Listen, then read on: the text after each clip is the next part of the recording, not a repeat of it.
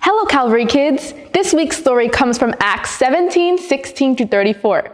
Read it yourself or have someone read it to you. On to the video!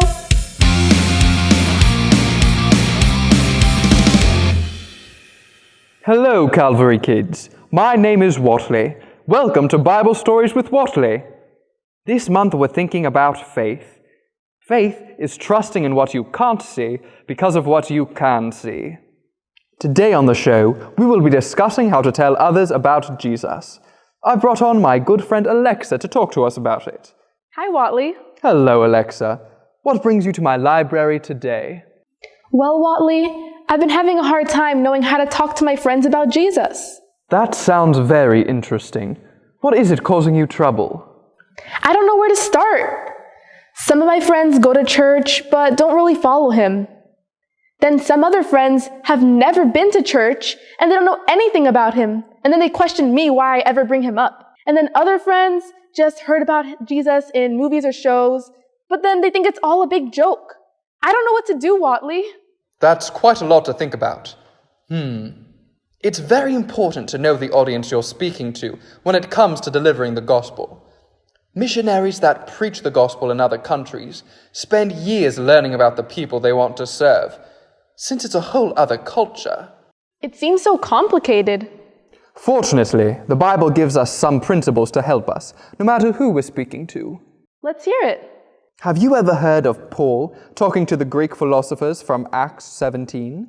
Isn't that when Paul visited Athens? That's just the place. Well done, Alexa. Why, thank you, Whatley. Paul knew the Greeks of Athens spent all their time debating and discussing what life meant and the meaning of truth. He looked all around the city and saw that they worshipped many different gods.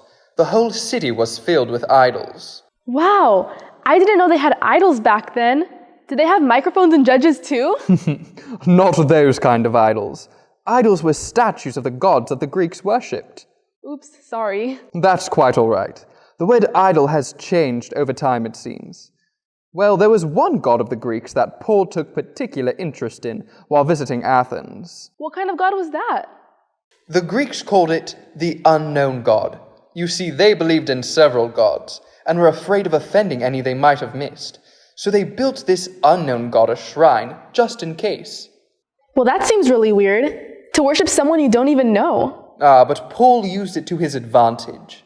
As he preached the gospel in Athens, he eventually made his way to the hill where philosophers met and talked about things. When they asked about the strange things Paul was talking about, he said he came to tell them about the unknown God. He said that this God they worshipped without knowing was the one true God who sent his son to die for our sins. Wait a minute, Whatley. How is that going to help me tell my friends about Jesus? Paul used what the Athenians knew to tell them about what they didn't know. For those friends that didn't know anything about church or the Bible, find things that they understand that are true to tell them about Jesus.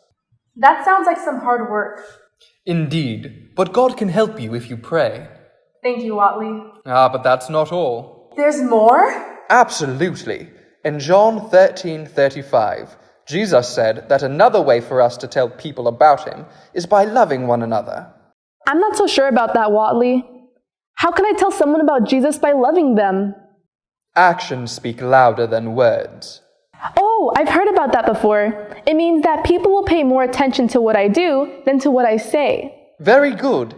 People will believe what you're saying if they see that you live like you believe it yourself. So I can tell my friends about Jesus just by following Jesus?